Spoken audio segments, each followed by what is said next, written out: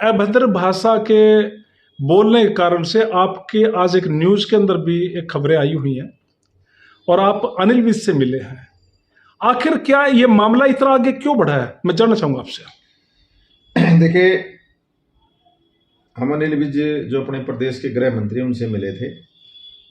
मुख्य कारण तो उनकी छोटी सर्जरी हुई है, उनका हालचाल भी जानना था हमारे को, क्योंकि हम ये मानते हैं कि इस प्रदेश के अंदर अगर आम आदमी की सुनवाई है तो अनिल विज के पास है, और भगवान उनको लंबी उम्र दे। हम भगवान से प्रार्थना करते हैं, क्योंकि वो आम आदमी की बात सुनते हैं और उनको न्याय मिलता है। जहाँ तक आपने जिक्र किया अभद्र भाषा वाला मामला, इस मामले में मैंने उच्च अधिकारियों को शिकायत दी है।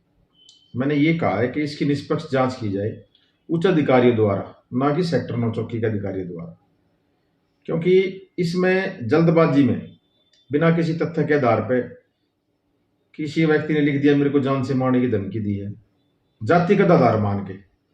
मैंने विज साहब को बताया कि आरक्षण भी टारगेट था, मैं यही लोग थे जो आज अभद्र भाषा बोल रहे हैं हमारे समाज के बारे में। और मुझे शर्म आती है उन लोगों के लिए जो ऐसे लोगों के साथ खड़े होते हैं। वो कहने को तो अपने आप को सैनी समाज कहते हैं, लेकिन वो ऐसे लोगों के साथ खड़े होते हैं तो वो ये दिखाते हैं कि वो समाज में क्या कद रखते हैं। क्योंकि चुनाव जब हुआ तो चुनाव को और रूप दे दिया गया मेरे वार्ड 14 में। मेरे वार्ड की 36 बिरादरी मुझे और मेरे व्यवहार को पिछले कई वर्षों से जानती है, क्योंकि 2 बार लोगों ने मुझे आशीर्वाद दिया। तो मुझे एक बात पे बार बार में सफाई देने की मुझे जरूरत नहीं है। पीछे भी मैंने कई दिन पहले उसकी वीडियो देखी थी, वो इतने भाषा जो बोल रहा था, मुझे, क्योंकि नॉन सीरियस पॉलिटिशियन है वो, उसका मेरे से लेवल ही नहीं बात करने का, तो उसकी बात का मैं जवाब देना उचित नहीं समझता। लेकिन मैं ये कहता हूँ कि किसी भी समाज के बारे में हमारे लिए सभी समाज सम्मानित है, 36 बिरादरी हमारे लिए सम्मानित है। हम अगर किसी की रिस्पेक्ट नहीं कर सकते तो हमें भला बुरा कहने का भी अधिकार नहीं है, ये हमारे लोकतंत्र ने हमें दिया है। उस व्यक्ति की मैंने ऑडियो चलाई है ग्रुप में, ऑडियो में वो नशे में दारू पी के और वो क्या शब्द बोल रहा है बिरादरी के बारे में, और वो सब ने सुनी है। वो ये नहीं कि उसने ये भी कहने का प्रयास किया जी अपने आप वीडियो बना रखी है, अपने आप ऑडियो बना। अरे मैं ये कह रहा हूँ प्रशासन से इसके सैंपल ले ना, वो इसके पता लग जाए किसने। अरे एक ऑडियो और है मेरे पास अभी, उसमें तो उसने, चलो मैं तो सैनी समाज से हूँ, उसको कोई अपनी निजी द्वेष होगा मेरे से। ये तो सुभाष शर्मा बैठा है, तो ब्राह्मण समाज से है, इसका कोई लेना नहीं को देना नहीं। खुद तो वो फोन करके बुलाता है। मैंने यही कहा था डीएसपी साहब को कि जी फोन डिटेल निकलवाओ, किसने फोन करके किसको बुलाया। उसने इसको बुलाया अपने ऑफिस पे, ये चला गया भाईचारे में, कोई बात नहीं, सब अपना भाईचारा है। इसकी गलती ये थी चला गया, किसी को साथ नहीं ले गया, अकेला ही चला गया स्कूटी पे, गया है वहां पे, इसको चाय पिलाई गई, पानी पिलाया गया, इससे अच्छी तरह बात की। लेकिन जो उसको दर्द था, जो उसको एक जातिवाद का जो दर्द था, वो इससे भी निकाला। फिर उसने जो शब्द सुभाष शर्मा जी कई बार बता चुके हैं, हम यहीं रहते हैं, वो बाहर से आगे नहीं बस रहे हम। उस व्यक्ति को अगर ये दिमाग में बात है कि भाई मैं दबंगई गुंडागर्दी जो उसका काम है, पहले मैंने ये कहा कि पहले उगाई करता था वो यहाँ ऑटो रिक्शा वालों से, तो सरकार ने वो उगाई बंद कर दी। सरकार इसके लिए बधाई की पात्र है, क्योंकि कुछ लोगों ने ये बिजनेस बना रखा था अपना, गरीब लोगों को दबा के, उनको डरा के, धमका के, उनसे 50-100 रुपए डेली के लेना। क्यों भाई, किस चीज के? तो जैसे आप अनिल विज के पास पहुंचे हो, उन्होंने आपको क्या आश्वासन दिया? मैंने अनिल विज को वे व्हाट्सएप चैट जो पूर्व विधायक नरेश कौशिक जी को भी माँ बहनी गालियां दे रखी हैं, सुभाष शर्मा को भी माँ बहनी गाली दे रखी है, मेरे को भी दे रखी है, और मैंने वो ऑडियो भी सुनाई विज साहब को। तो ये क्या है इस प्रदेश के अंदर? तो उनकी प्रतिक्रिया ये थी, इस पे सख्त कार्रवाई होगी, और एसपी साहब को उन्होंने आदेश भी दिए जांच के। मेरा मतलब कहने का ये प्रदेश सबका है, किसी एक पर्टिकुलर जाति का नहीं है प्रदेश। अगर किसी के दिमाग में ये बात हो गई ये प्रदेश हमने बसा रखा है और हम इसके अंदर रहेंगे, तो वो उनकी सबसे बड़ी भूल है। ये हमारा 36 बिरादरी का भाईचारे का प्रदेश है, और हरियाणा प्रदेश की मिसाल पूरे देश के अंदर दी जाती है, क्योंकि यहाँ के व्यक्ति भोले भाले, शरीफ, ईमानदार, मेहनत कश यहाँ के लोग हैं। लेकिन ये इस तरह के लोग अपने पब्लिसिटी बनाने के लिए, अरे मैं चुनाव में हार जीत चलती रहती है, वो जो इशू बना रहे हैं, क्या चुनाव हार गए, 2 चुनाव लोगों ने जिता रखे है, कोई बात नहीं, वो सबको पता है, वो सबको पता है। वो ये कहता मैं बीजेपी प्रदेश अध्यक्ष का रिश्तेदार हूं श्री ओम प्रकाश धनखड़ जी का, तो फिर मारा गोली मारेगा, रिश्तेदार है तो अध्यक्ष जी मिलेंगे, हम भी पूछेंगे क्या रिश्तेदारी है जी, आपने इसको लाइसेंस दे रखा है क्या? ये हमारे से बकवास करता है। मेरा मतलब कहने का ये साफ शब्दों में। और एक बात और मैं इसमें जोड़ना चाहूंगा कि इतना कुछ होने के बाद भी जिन लोगों को हमने जिताया वार्ड से, बीजेपी चेयरपर्सन जो कैंडिडेट थे, उनके कार्यालय में ये व्यक्ति बैठता है और उनको कोई ऐतराज नहीं है। इस पे भी मैं विधायक जी से ही बात करूंगा और पार्टी के शीर्ष नेताओं से बात करूंगा, ये क्या ड्रामा है। कांग्रेस के इनेलो गठबंधन के लोग वहां जाके उनको सलाह देते हैं। तो ये भी हम बात रखेंगे प्लेटफॉर्म पार्टी के पे कि चुनाव में ये लोग कहीं खड़े दिखाई नहीं देंगे। चुनाव से पहले तो इनेलो के पूर्व विधायक ने खुला समर्थन यहाँ इनको आगे दिया। कांग्रेस के जो वर्तमान विधायक हैं उनका समर्थन इनके साथ था। और जो बीजेपी के लोग जो नहीं चाहते थे कि जसबीर सैनी तीसरी बार पार्षद बने या जसबीर सैनी वार्ड में काम करवाए, उस विचारधारा के लोगों ने भी यहां पर खिलाफत करने का काम किया, हमारे को चुनाव में हरवाने का काम किया। इतना बड़ा मार्जिन नहीं था मेरा चुनाव में हार का कि मैं कई सौ वोटों से हारा। मेरे 7 वाला वार्ड है, 12 वार्ड, वहां 1000 वोटों से हारा है कैंडिडेट। एक 13 वार्ड है, वहां 200 ही वोट आए हैं जो मौके का पिछले पार्षद था। हमारा 100-150 वोटों का फर्क रहा। वो भी इसलिए रहा कि ये सभी दल इकट्ठे हो गए, इनको काम अच्छे नहीं लगते थे, इन्होंने विकास विरोधी ये लोग थे वार्ड के, जातिवाद का नारा दे दिया और फलानी कई बातें वो 2 बार बन लिया, ये हो गया वो हो गया, मतलब एक माहौल ऐसा क्रिएट किया गया। तो मैं ये कहना चाहता हूं कि ये किस तरह की पॉलिटिक्स करना चाहते हैं लोग। जैसे इस बार आपको हराया गया है, नेक्स्ट बार आप चुनाव लड़ेंगे या नहीं? देखो ऐसा है, राजनीतिक लोग चुनाव में हार जीत की परवाह नहीं करते। देखो चुनाव होता है तो हार जीत चलती है, हर आदमी अपना षड्यंत्र रचता है, हर राजनीति में हर रणनीति बनती है। मैं ये कहना चाहता हूँ नेता के खिलाफ, जब उनको ये पता था कि ये पिछली बार जो महाशय जो बकवास कर रहे हैं, ये पिछली बार इनकी जमानत जब्त थी, ये पूर्व विधायक इन लोग जो उनसे पैसे लेके बैठ गए, ये उन्होंने कहा भाई तू खड़ा होगा तो जसबीर फिर जीतेगा। तो इन्होंने एक प्री प्लान करके, क्योंकि आप ये माने, ये सोचें आप एक बात कि इन लोग की आई है 1054 वोट समथिंग, मेरे वार्ड से चेयरमैन की बात कर रहा हूं मैं। कांग्रेस की आई है 384 समथिंग, वो सारी वोट उस कैंडिडेट हो गई। एक आधा जो दल था और था उनकी 50 वोट, तो वही वोट आ रही है। इसके पास क्या था, वो गठबंधन इसलिए हुआ कि जसबीर सैनी को हराना है, ठीक है। और हमने जिनके लिए वोट मांगी खुल के, हमने खुल के वोट मांगी है कि बीजेपी ऊपर भी बीजेपी नीचे भी बीजेपी, हमने ये कहा खुल के। वार्ड के अंदर भी किसी ने हमसे पूछा है भाई, क्योंकि कई लोगों ने यहां इस चुनाव में सेटिंग की कि चेयरमैन ही किसी की डाल दो, हमें मतलब नहीं है, और वो चुनाव भी जीत गए। ये नारा दे के कई पार्षद बने मेरे साथी, उन्होंने ये नारा दिया कि चेयरमैन की आप किसी की डाल दो, पार्षद की मेरी दे दो। तो लोगों ने वहां पे पार्षद की उनको दे दिया, चेयरमैन में जहां उनका दिल किया उन्होंने वहां दिया। हमने ये नहीं किया, हमने सिर्फ ये कहा बीजेपी ये कैंडिडेट है, बीजेपी ने हमारे को सिंबल दे रखा है, तो हमारी बीजेपी की चेयरपर्सन जीतते और हम जीतते हैं, क्योंकि ये कड़ी बनेगी, डबल इंजन सरकार बनेगी।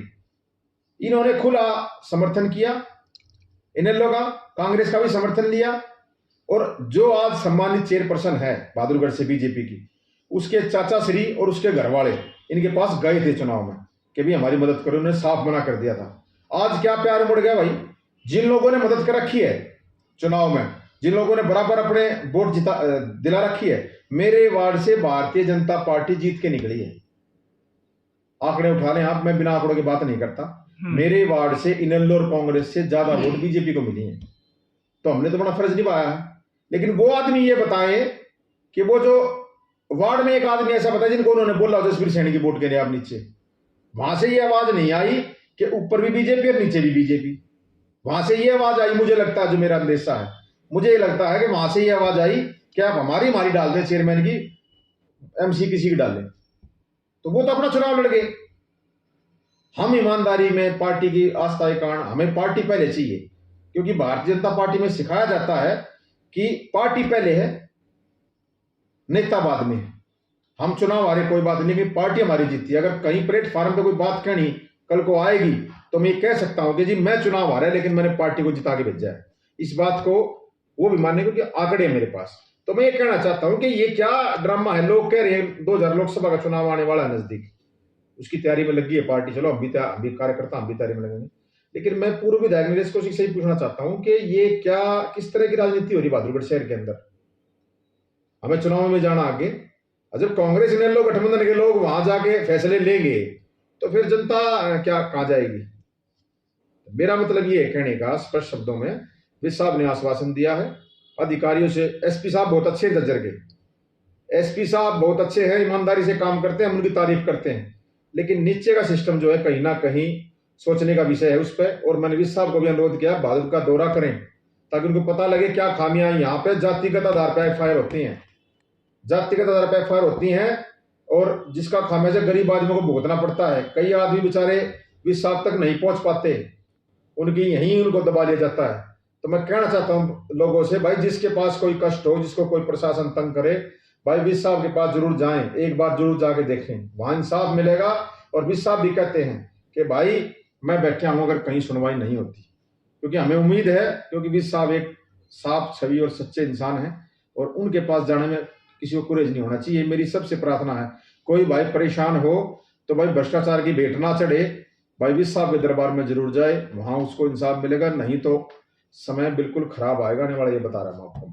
बाकी आपको सुभाष शर्मा जी मेरे साथ थे, इन्हें मुलाकात की विस साहब से, ये भी आपको बताएंगे। और मैं सांसद, मेरी एक बात अधूरी रह गई, डॉक्टर अरविंद शर्मा जी को भी मैंने ये ऑडियो सुनाई और उनको भी, उन्होंने भी इतनी सख्त हिदायत दी, बोला इतना बुरा हाल हमारे वर्करों को। और उनका मैं बड़प्पन मानता हूं, एक सच्चे नेता हैं, अपने वर्कर के लिए जान लगाने वाले नेता हैं। इतना मैंने कोई नहीं देखा आज तक नेता जो अपने वर्कर के लिए अफसर इतनी बड़ी बात कह दे। कि जसबीर को नहीं कहा, ये मेरे को कहा ये शब्द, इतना मैंने कोई नेता नहीं देखा आज तक। क्योंकि ऐसा काम जब होता है छोटा मोटा तो नेता अपना पल्ला झाड़ते हैं, क्योंकि हमने साफ सभी राजनीति की, हम दिमाग से राजनीति करते हैं, हम दिल से राजनीति करते हैं, जिसका साथ देते हैं खुला देते हैं।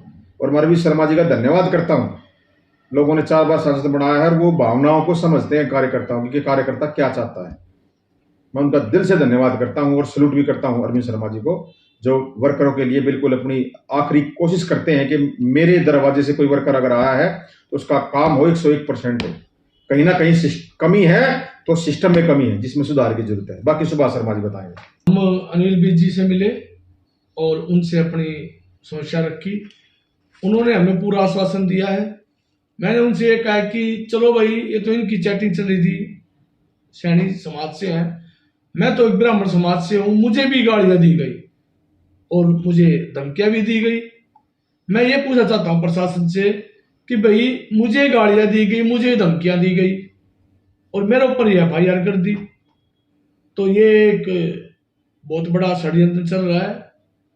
यहाँ पे ऐसा नहीं होना चाहिए था। मैं तो सिर्फ अनिल विज जी से यही पूछा था, जी मेरी कोई गलती नहीं थी इसमें, आप इस बात की जांच पड़ताल कराइए और दूध का दूध पानी का पानी हो जाएगा। जो तुमने शिकायतें दी है वो संतुष्ट हुए हैं इस चीज से? हाँ, अनिल विज जी ने बहुत ही सरल स्वभाव में हमारी बातें सुनी, हमें पूरा आश्वासन दिया और हमें ये कहा है कि तुम्हारे साथ बिल्कुल इंसाफ होगा। मेरे को एक बात कहनी है, डिप्टी साहब के सामने जब थे तो उन लोगों को इस बात का वहम है कि भाई ठीक है, जनता का जनादेश हमारे को स्वीकार है। कुछ लोग ये कहते हैं भाई मैं क्या करूं, गांव राम ने बना दिया। तो उन लोगों के लिए संदेश है, एक तो गांव राम ने वार्ड 16 से बना रखा है, वार्ड 15 से बना रखा है, वार्ड 13 से बना रखा है, वार्ड 9 से बना रखा है, सुरेंद्र खत्री वाला वार्ड कौन सा उससे बना रखा है। मतलब उनका कहने का मतलब ये है कि जिनसे उनके विचार नहीं मिलते तो वहां तो फिर विधायक जी को करवा के, हाँ विधायक जी आप करवाओगे वार्ड का। यहाँ दोगली पॉलिसी चल रही है।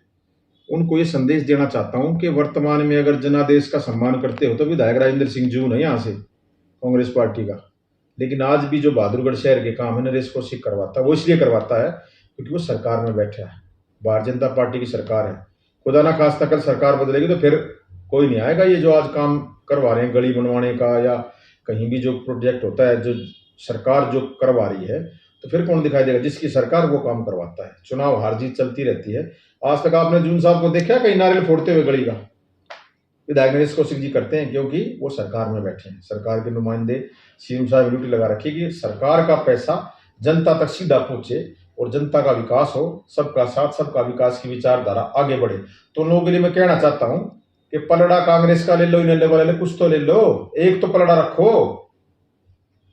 ये सारे हाथों में लाडू ये वार्ड 14 में नहीं चलने देंगे, ये मैं कहना चाहता हूँ आपके माध्यम से। ये थे जसबीर सैनी जिन्होंने अपनी इस वक्त बात रखी, और साथ में सुभाष शर्मा जी, बहुत बहुत शुक्रिया आपने इतनी जानकारी। धन्यवाद, धन्यवाद सर।